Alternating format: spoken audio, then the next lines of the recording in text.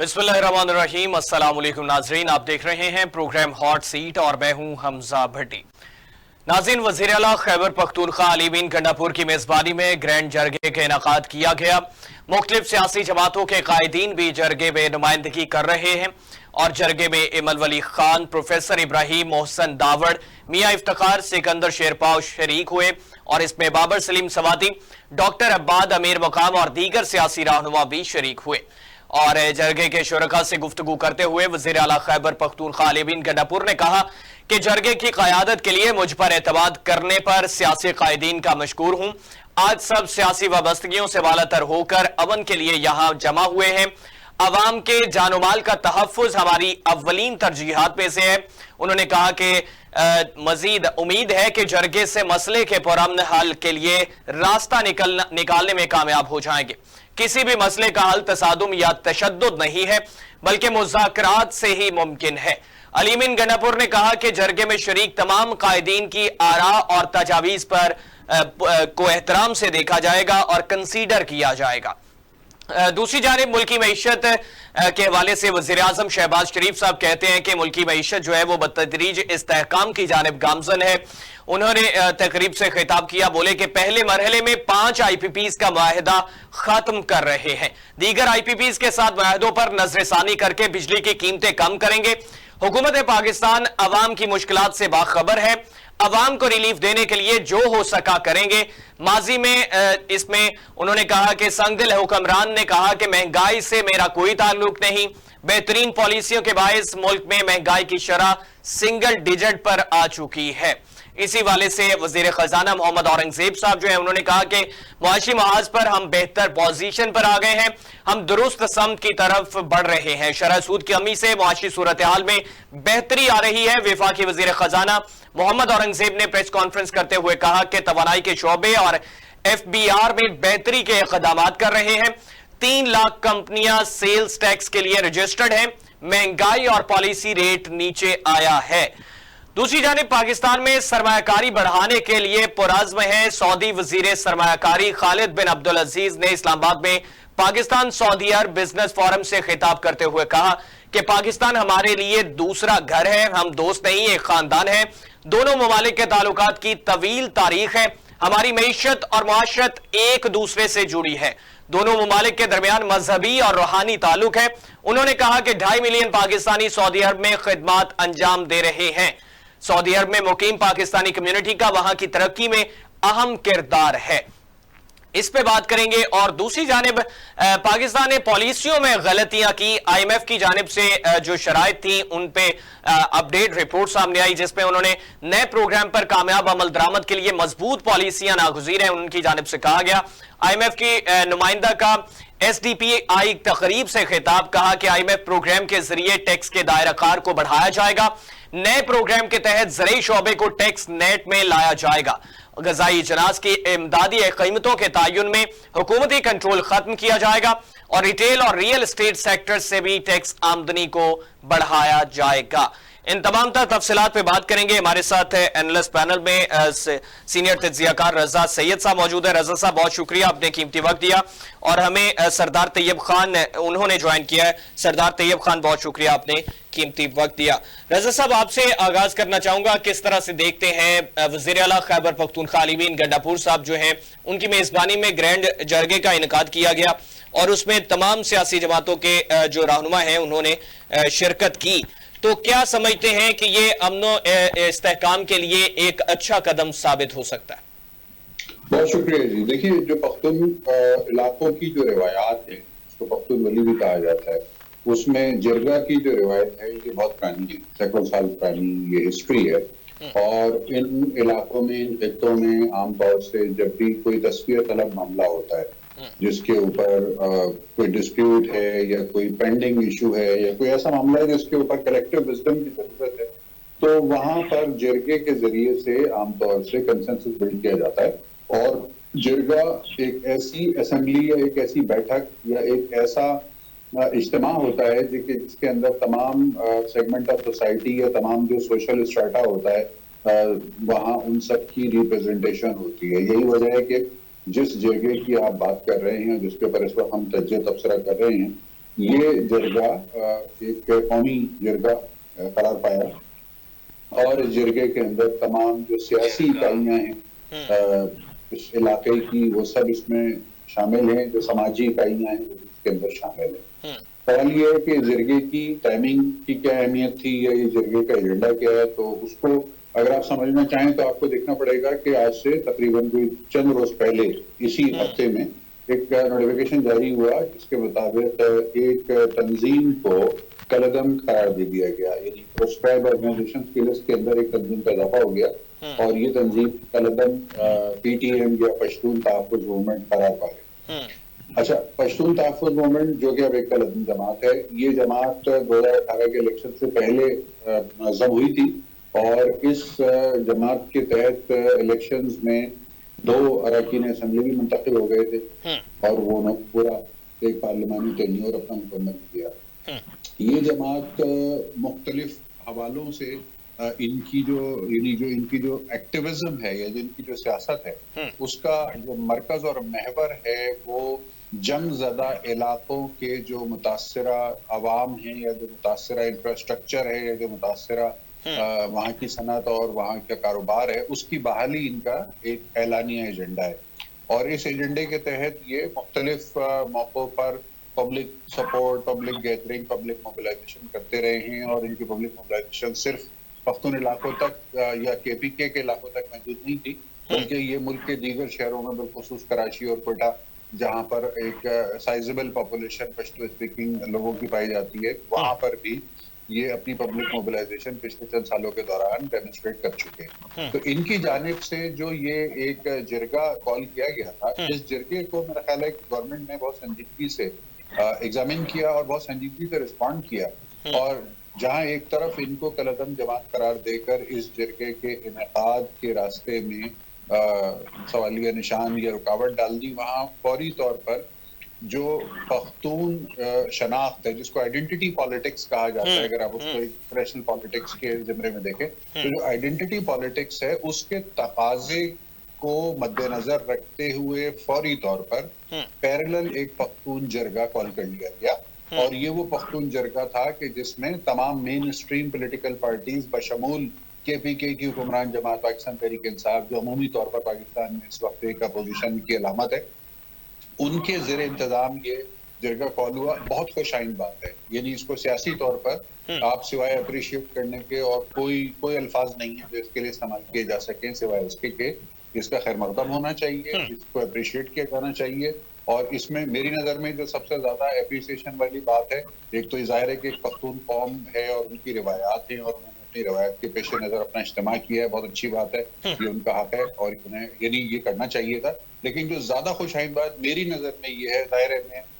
पश्तून इलाके से को रिप्रेजेंट नहीं करता, मैं इस्लामाबाद में बैठा हूँ, इस्लामाबाद का रहिशी हूँ, तो मैं इसको इस नजर से देखता हूँ कि ये पाकिस्तान तहरीक इंसाफ और दीगर मुल्क की जो सियासी जमातें उनके दरमियान एक आइस ब्रेकर भी है मेरी नजर कि इसमें तहरीक इंसाफ जो 2 दिन पहले तक मुल्क की दीगर सियासी जमातों के साथ किसी भी किस्म के मुकालमे या किसी भी किस्म के डायलॉग के लिए राजी नहीं थी, वो यहाँ पे राह हमवार हो सकती है,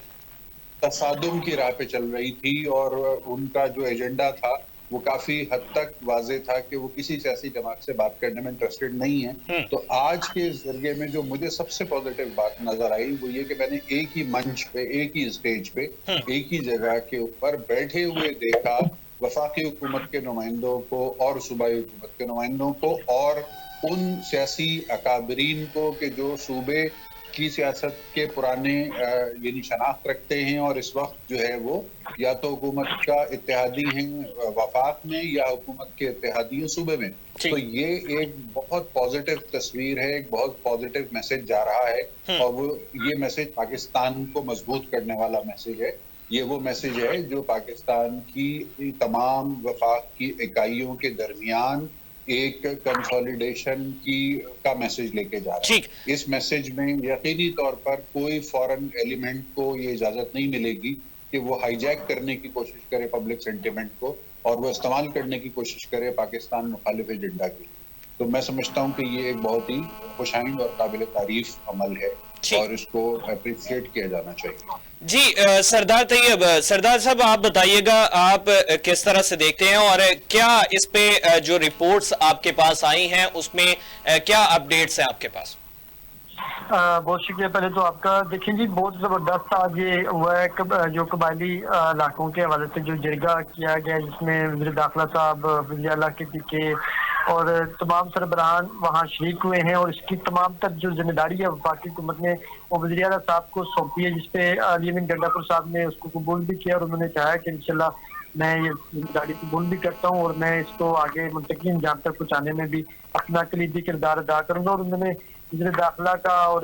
जो गवर्नर के पीके हैं उन तमाम का शुक्रिया अदा की आज की मेजबानी में आज के पीके पेशावर में ये जरगा मुनक्कद हुआ। और बिल्कुल इसमें गैर सियासी कोई भी इसमें कोई सियासत नहीं थी, बिल्कुल अमन के लिए तमाम सियासी कैदीन इसमें सारे बैठे हुए थे। और एक नुकाती एजेंडा था कि पीके में अमन लाया जाए इस जरगे के नतीजे में। और अभी बैरिस्टर साहब का भी एक स्टेटमेंट आया जिसमें उन्होंने कहा कि खैबर पख्तूनख्वा की सियासी जमातों के सरबराहान का अमन के क़याम पर अब मुकम्मल इत्तेफाक है। और साथ साथ उन्होंने ये भी कहा कि तमाम सियासी जमातों के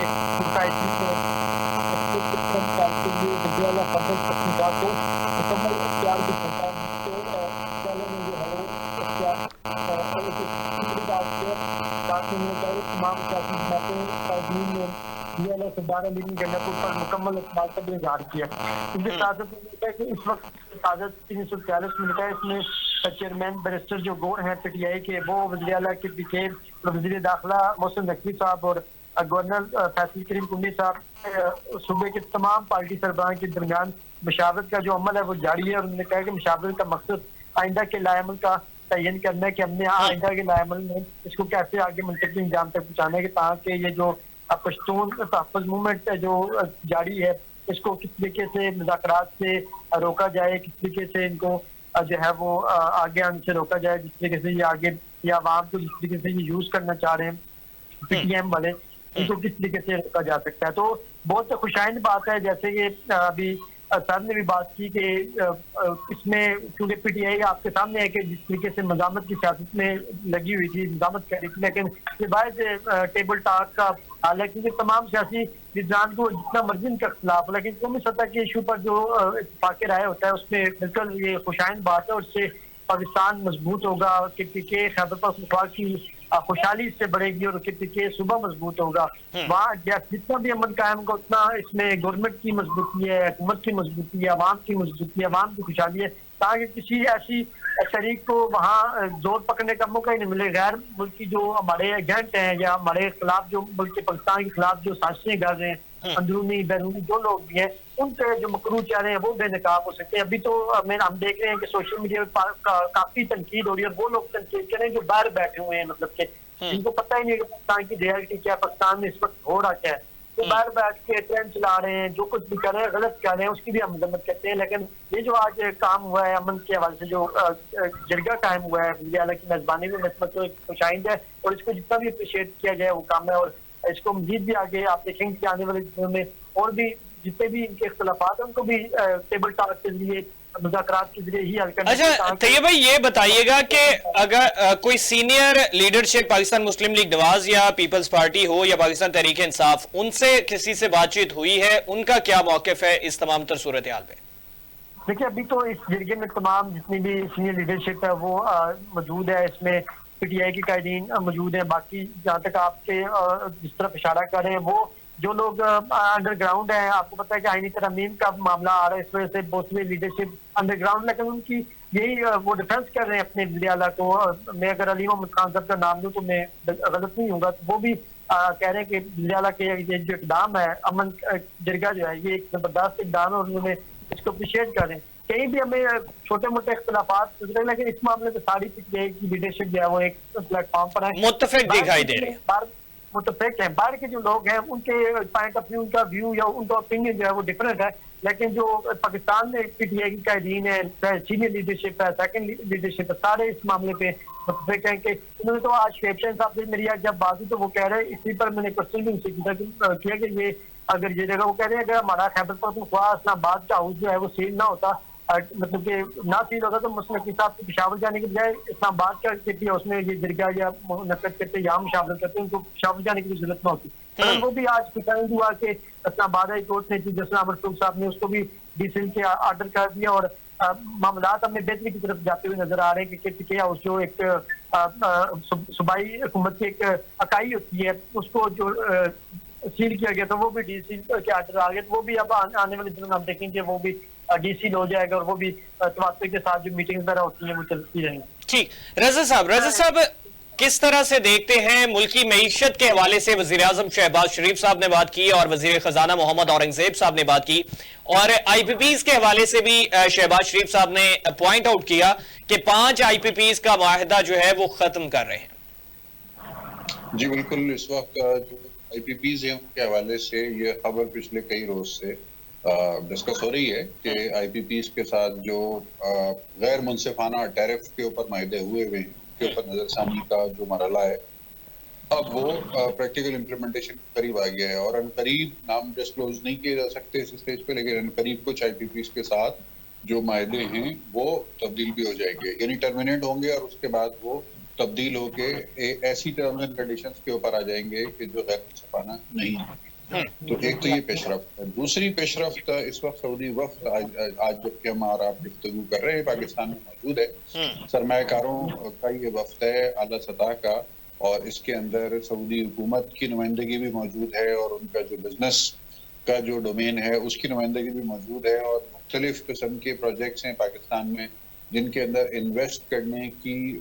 पोटेंशियल के साथ और इन्वेस्ट करने के इरादों के साथ ये लोग यहाँ पर आए हुए हैं, और इनका बड़ा यानी आला तरीन वजारती सतह के ऊपर इनका खैर मकदम किया गया है। हुकूमत पाकिस्तान की मेजबानी में ये सारा काम हो रहा है। ये वही डेलीगेशन है जिसके बारे में आज से चंद रोज पहले प्राइम मिनिस्टर ने इज़हार भी किया था कि कोई बड़ी इन्वेस्टमेंट के साथ सऊदी इन्वेस्टर्स पाकिस्तान पहुंचने वाले। तो जाहिर है ये कॉन्फिडेंस बिल्डिंग मेजर, जब आपके पास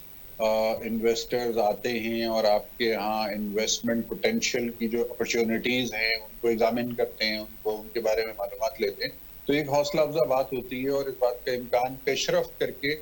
अगले मराहिल की तरफ बात चली जाती है, जिसके बाद इन्वेस्टमेंट आने के रास्ते और राहें हमवार हो जाती है। तो मेरा ख्याल है कि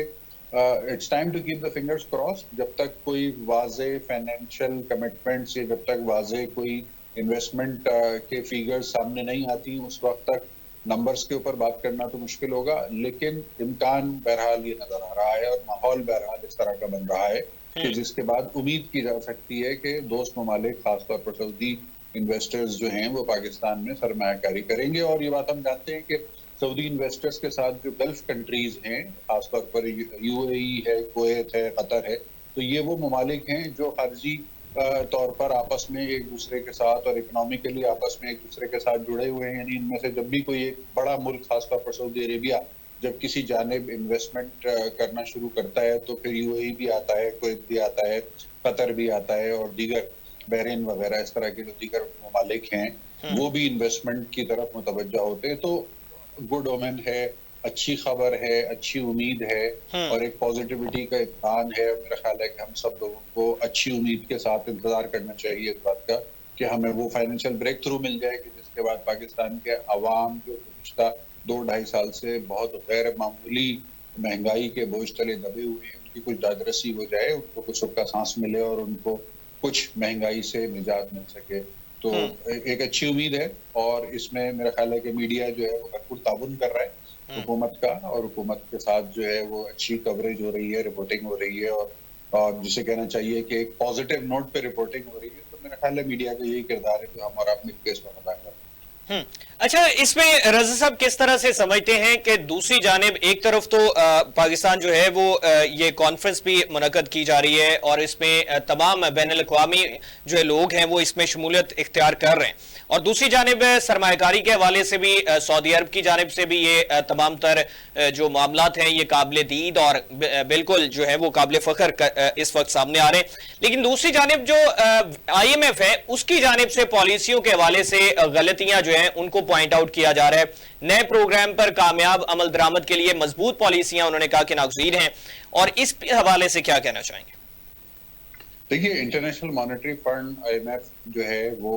पाकिस्तान के लिए हाल में ही उन्होंने तकरीबन $7 अरब से ऊपर का एक प्रोग्राम जो है वो अप्रूव किया है और उसकी जो पहली किस्त है वो पाकिस्तान को वसूल भी हो चुकी है। और IMF क्योंकि जिस मुल्क को भी वो फाइनेंशियल सपोर्ट फराहम करते हैं, उस मुल्क के मालियाती निज़ाम को न सिर्फ ये कि वो बहुत करीब से उसका जायजा लेते हैं, ऑडिट करते हैं, बल्कि उसकी अगर कोई उसमें दुरुस्तगी की जरूरत है तो उस सिलसिले में वो बाकायदा एक कंसल्टिंग सर्विस या रहनुमाई भी फराहम करते हैं। तो ये कोई गैर मामूली बात नहीं, ये कम से कम कोई नेगेटिव बात नहीं है। ये एक वाज़ेह बात है। बिल्कुल ऐसा ही है कि आप अगर किसी बीमारी के सिलसिले में डॉक्टर से इलाज के लिए रुजू करते हैं तो डॉक्टर आपको दवाओं के साथ साथ जो है ना वो आपके लाइफ स्टाइल को बेहतर बनाने के लिए कुछ तजावीज भी देता है कि जी मिसाल के तौर पे मीठे का इस्तेमाल कम करें, सिगरेट नोशी से परहेज करें, ठीक है, और जिस्मानी एक्टिविटी को बढ़ाएं, वॉक करें, टहलें, हल्की फुल्की ग़िज़ाएं लें वगैरह। तो ये उस तरह के करेक्टिव मेजर्स होते हैं जो बहरहाल आपके फायदे के लिए ही होते हैं। मतलब वो ऐसा नहीं है कि डॉक्टर आप पर कोई पाबंदी लगा रहा है, डॉक्टर आपको एक बेहतर हेल्दी लाइफस्टाइल की तरफ आमादा कर रहा है। तो IMF की तरफ से जो ये निशानदेही है इसको मैं बिल्कुल भी नेगेटिव नहीं लूंगा और ये एक पॉजिटिव इंडिकेशन है कि वो आपको बता रहे हैं कि कौन कौन से एरियाज हैं गवर्नेंस के आपके जिनको बेहतर बना के आप अपनी फाइनेंशियल डिसिप्लिन को बेहतर तौर पर नाफिज कर सकते हैं। तो ये इसमें कोई नेगेटिव बात नहीं है। शंघाई ताउन काउंसिल का जो इजलास होने जा रहा है उसके बैकड्रॉप में ये तमाम चीजें बहुत ज्यादा अहमियत इख्तियार कर जाती हैं, लेकिन पाकिस्तान को इस वक्त खित्ते में एक मरकजी निगाह जिसको आप कहते हैं ना कि तमाम आंखें जो हैं, all eyes are focused on you वाली सूरत हाल है। इस वक्त पाकिस्तान को काफी अरसे के बाद ये सूरत हाल पाकिस्तान के साथ पेश आई है कि एक पूरे रीजन की जो आई बॉल्स हैं वो पाकिस्तान की तरफ इस वक्त मरकूज हैं और जो सऊदी डेलीगेशन आया हुआ है और इसके आगे पीछे मजीद जिन लोगों ने आना है वो इस सारे मामले से SCO समिट के साथ को रिलेटेड है तमाम चीजें। तो ये ऐसा ही है कि जब आपके यहाँ किसी किस्म की कोई एक्टिविटी होती है, आपके घर में कोई एक्टिविटी होती है, तो उसके साथ बहुत सारी इकोनॉमिक एक्टिविटी भी जनरेट करती है और बहुत सारे वसाइल जो हैं वो मोबिलाइज भी होते हैं और यकीनन जब वसाइल मोबिलाइज होते हैं तो उसका जो बेनिफिट है वो फिर वहाँ के रहने वाले लोगों को, वहाँ के आवाम को होता है। तो इसलिए इन तमाम एक्टिविटीज को हमें एक पॉजिटिव डेवलपमेंट के तौर पे देखने की जरूरत है और ये उम्मीद रखने की जरूरत है कि इसमें से पाकिस्तान के अवाम के लिए कहीं ना कहीं कोई ना कोई बेहतरी के रास्ते जरूर खुले। ठीक है। सरदार तैयब साहब, आप बताइएगा जो सऊदी वफ्द इस वक्त मौजूद है पाकिस्तान में, इस पे क्या अपडेट्स हैं आपके पास और क्या इस पे तफसीलात आप देना चाहेंगे? जी बिल्कुल, खुशाइन इक़दाम है। सऊदी वक्त जो है वो इस वक्त पाकिस्तान में मौजूद है। शंघाई ताउन तंजीम का जो है वो इजलास होने जा रहा है, मंडे से आगाज होगा। मुख्तलिफ मुल्कों के जो रुकन ममालिक वो पाकिस्तान में आ रहे हैं। एक खुशाइन इक़दाम है। सऊदी अरब ने बिल्कुल कहा है कि हमारा एक तो मजहबी भी इनके साथ जो है हमारा एक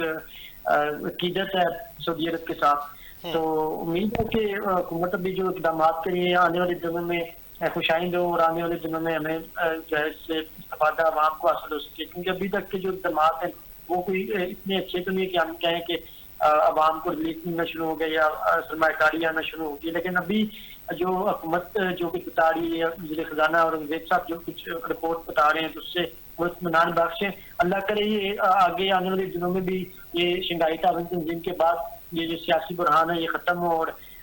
मुल्क के सही डगर में चल पड़े और हुकूमत से अच्छी तरीके से परफॉर्मेंस अपनी दिखा सके अवाम को, क्योंकि अभी तक की जो सूरत है वो तो मायूस कौन है, चाहे कोई भी गवर्नमेंट आई हो। मैं किसी गवर्नमेंट का नहीं कहूँगा, लेकिन ये है कि अभी तक की जो हुकूमत की कारकर्दगी है, चाहे वो 16 महीने की PDM की हुकूमत हो या अभी मौजूदा हुकूमत हो, बहरहाल अभी इक़दाम अपनी तरफ से पूरी कोशिश कर रहे हैं। उम्मीद है कि कुछ डिलीवर करें, इंतकामी कार्रवाइयों को छोड़कर जो है वो आवाम को रिलीफ दें, आवाम को कोई प्रोग्रेस दिखा सकें। तो अब फैसला तो आवाम ने ही करना है कि आया ये हुकूमत डिलीवर करने में कामयाब हुई है या नहीं हुई। लेकिन अभी के जो इक़दाम हैं, शंघाई ताउन तंजीम का जो इजलास हो रहा है, ये 10 साल बाद वज़ीर ख़ारजा जो जयशंकर है वो आ रहे हैं, क्योंकि नवाज शरीफ साहब के दौर में हमने देखा था सुषमा स्वराज साहब आई थी वज़ीर ख़ारजा इंडियन की, अभी हमारे पड़ोसी जयशंकर साहब आ रहे हैं। तो हम सबको खुशामदीद कहते हैं और उम्मीद है कि मुल्क अच्छी तरह आगे बेहतरी की तरफ जाएगा और जितने भी सियासतदान है मिल बैठ के कोई कौमी इत्तेफाक राय से मुल्क को आगे लेकर चलेंगे और जो पोलिटिकल एक्सट्रीमाइजेशन है एक दूसरे के खिलाफ उस पर तवज्जो देने के बजाय मुल्क की मैशियत पर, सरमायाकारी पर इनको तवज्जो देनी चाहिए। तमाम सियासी निज़ाम को मिल बैठना चाहिए, ना कि एक दूसरे की जो है वो कमियां कोताहियां निकालने की। जिस तरह आज पेशावर में जिरगा हुआ, इसी तरह इनको अपने सियासी इशू पर भी जो है मुज़ाकरात से जो है मसले मसाइल को हल करना चाहिए, ताकि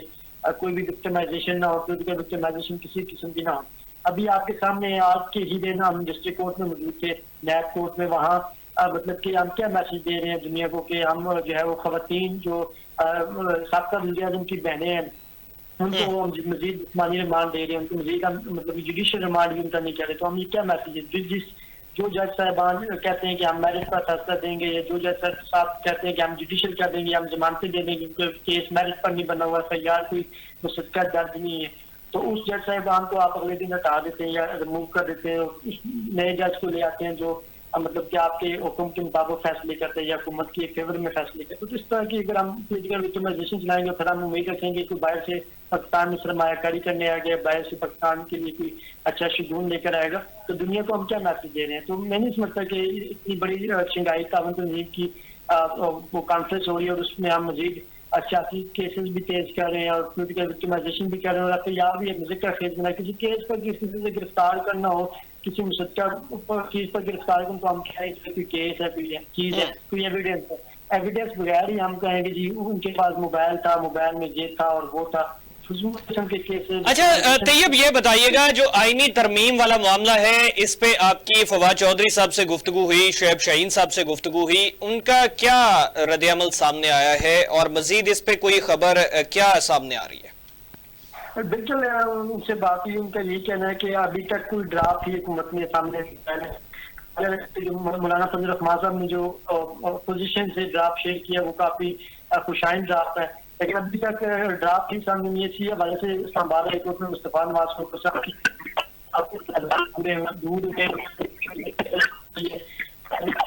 ड्राफ्ट है वो उनके सामने लाया जाए। ये तो नहीं है कि आप आइन की तरमीम कर रहे हैं और कौम को पता नहीं है, अवाम को पता नहीं है, अवाम 25 करोड़ अवाम को आप इस्तेमाल में नहीं हो रहे हैं, आइन तरमीम कर दें, तो बहुत सारी चीजें हैं। लेकिन एक बात तो क्लियर है कि जो मौजूदा चीफ जस्टिस साहब काजी फैज जस्टिस साहब वो 25 अक्टूबर को जो वो जा रहे हैं और मंसूर अली शाह साहब आ रहे हैं 26 अक्टूबर को, तो इससे जिस तेजी से ये आईनी तरमीम हुकूमत लाना चाह रही थी वो ख्वाब पूरा नहीं हो सकता, क्योंकि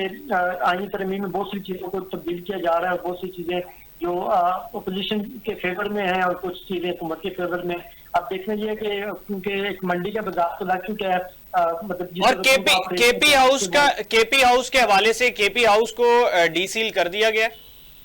जी बिल्कुल, केपी हाउस के आज इस्लामाबाद हाई कोर्ट ने आर्डर तो दे दिया है कि जैसे महफूज साहब ने और आगे से शेख शहन साहब ने भी कहा कि उम्मीद है कि इस्लामाबाद हाई कोर्ट के हुक्म पर जो है वो अमल दरामद इंतजामिया करेगी और किसी किस्म की मजीद रुकावट नहीं करेगी। हमने देखा इससे पहले PTI का मरकजी सेंटर ऑफिस भी सील किया गया था, उस पर भी इस्लामाबाद हाई कोर्ट के जो है वो आर्डर मौजूद है, लेकिन ताहाल हमने देखा कि उसको पर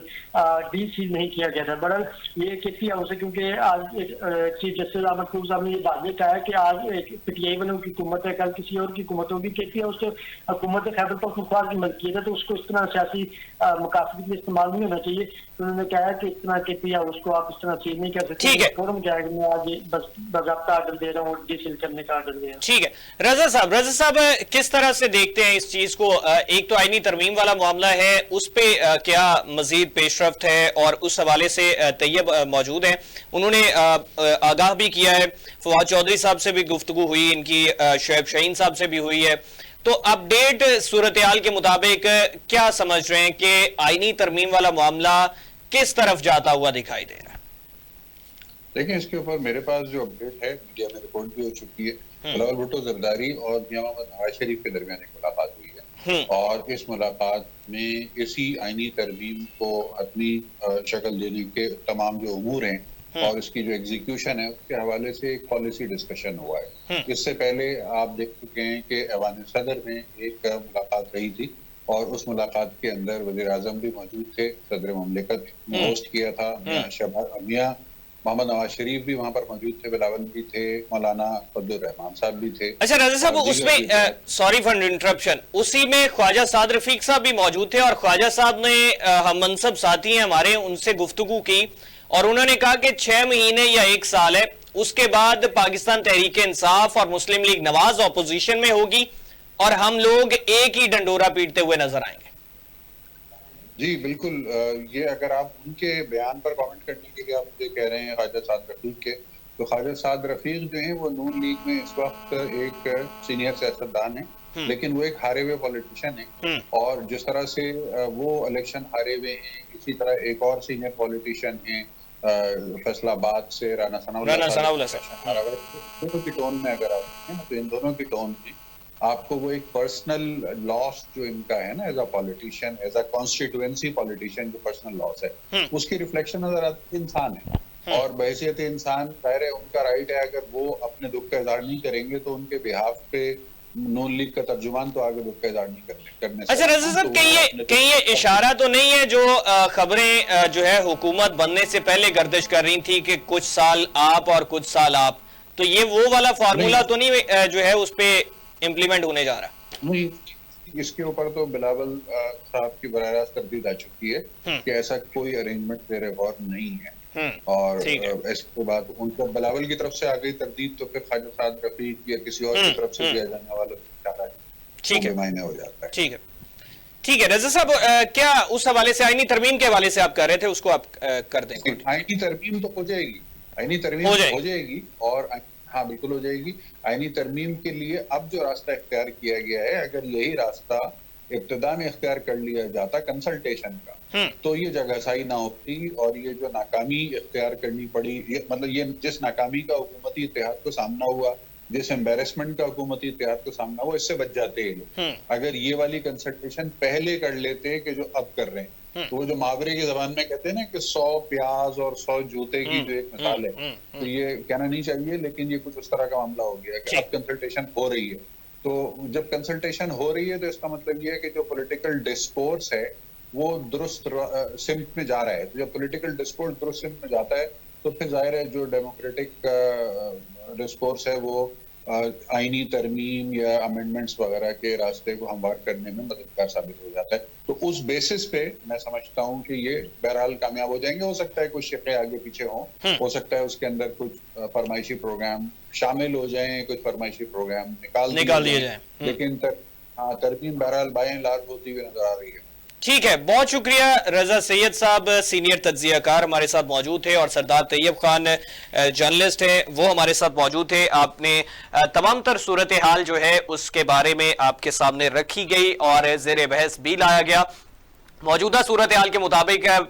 जो पाकिस्तान तहरीक इंसाफ है, खैबर पख्तूनख्वा से अलीमीन गंडापुर साहब वज़ीर आला हैं, उनकी सरबराही में जरगे का इनेकाद किया गया और वहां पे तमाम सियासी रहनुमा जो हैं वो शरीक हुए और गैर सियासी तौर पर पाकिस्तान के मफाद की खातिर जो है अमन व अमान की सूरत हाल को बरकरार रखने के लिए इसमें तमाम सियासी जमातों की जानिब से आगे बढ़कर पार्टिसिपेट करना ये बिल्कुल एक काबिल अमल और काबिल खुशाइंद बात है। और डेफिनेटली इसमें पाकिस्तान तहरीक इंसाफ की जानिब से भी ये कहा गया, जिस तरह से अपडेट किया तैयब ने, कि उनकी जानिब से कहा गया कि अगर ये इस्लामाबाद में भी रखा जाता तो पाकिस्तान तहरीक इंसाफ इसमें पार्टिसिपेट करती। रजा सीए साहब ने जिस तरह से बताया कि आईनी तरमीम वाला मामला जो है वो हो जाएगा और इसमें कुछ फरमाइशी चीजें निकाल भी दी जाएंगी, अगर कोई जरूरत पड़ी तो फरमाइशी चीजें एडअप भी हो सकती हैं। पाकिस्तान के अवाम के हवाले से कहा यह जा रहा है कि चीजें जो हैं वो बेहतर होती हुई दिखाई दे रही हैं, लेकिन आने वाले वक्तों में ये आने वाले दिनों में ये चीजें सामने आ जाएंगी कि पाकिस्तान के अवाम के लिए क्या मुस्तफीद है और क्या चीजें पाकिस्तान के अवाम के लिए की गई। नाज़रीन, आज के लिए इतना ही। अपने मेजबान हमजा भट्टी को इजाजत दीजिए। अल्लाह निगहबान।